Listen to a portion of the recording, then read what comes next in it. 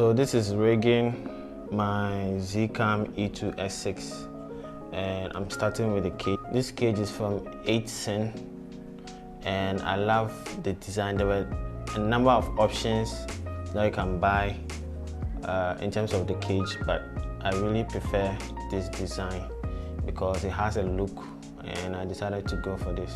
So I'll put this on the camera first.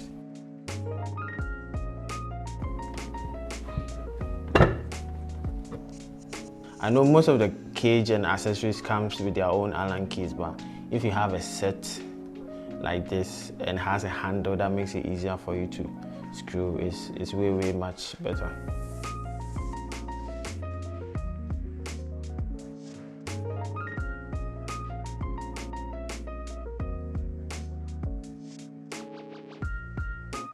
So the next thing I want to add is the base plate. I bought this from AliExpress and it's something that Small Rig also have their version, so you can order the Small Rig version one or you can check on AliExpress. And the other reason why I got this base plate is that this cage is quite tricky in terms of adapting base plates on it. If you're not able to get one that it's quite specific, and if you don't get one that can fit, it will be hard to put any base plates under it. So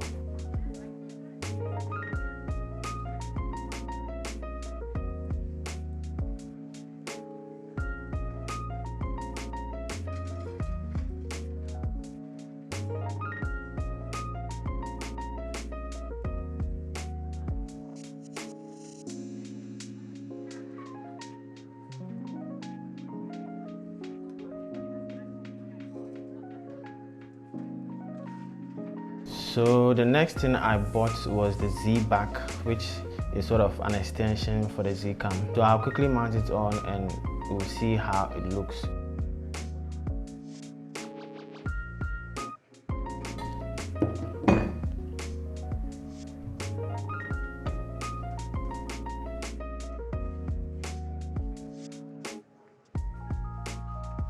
So this is how it looks with the Z-back on it.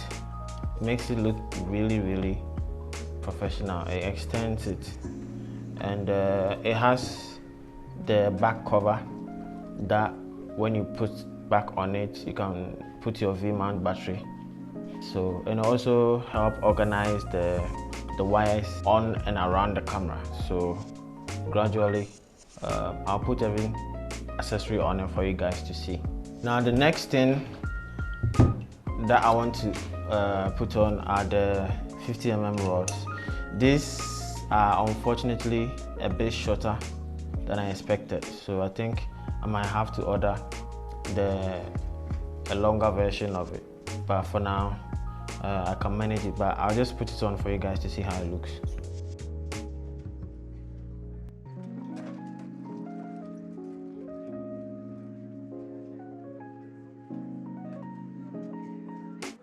This is with the 50mm rods. I think the next thing I want to do is put the handles on. I bought two handles for this particular rig. I bought the handle that I'll put on top, and I bought the handle that I'll put on the side. So this is the Small Rig Ari style handle, and that's what I'll be using for the side handle.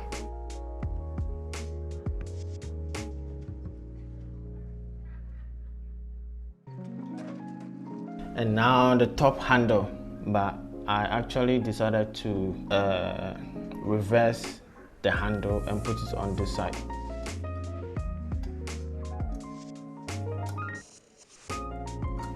So the next thing I want to do is add a lens to it, and fortunately I have a number of my vintage lenses that I want to adapt onto this camera, and I also have the EF mount.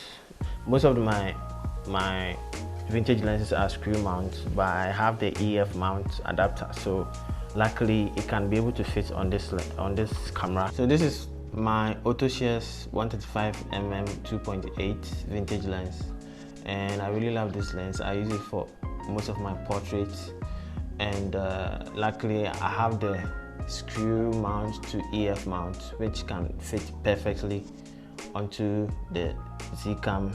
You turn to unlock, yeah.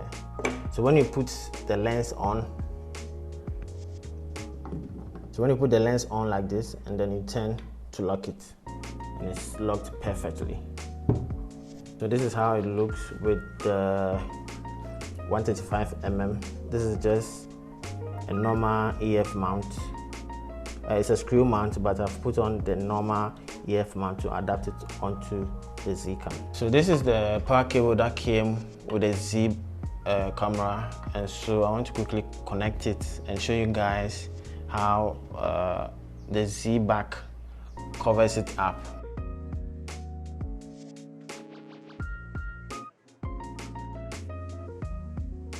So one thing about the Z back is that it's able to contain all the cables, so you could be able to just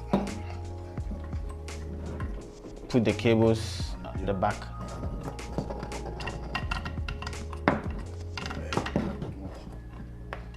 Yeah.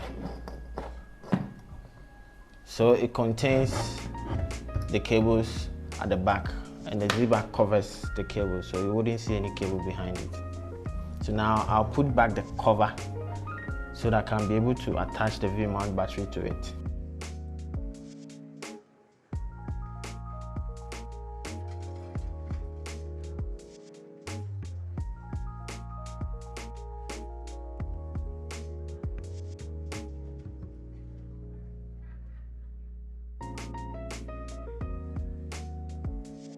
With the monitor, I got myself the Fieldworld 5.5 inch, and for now I think it's cool for me.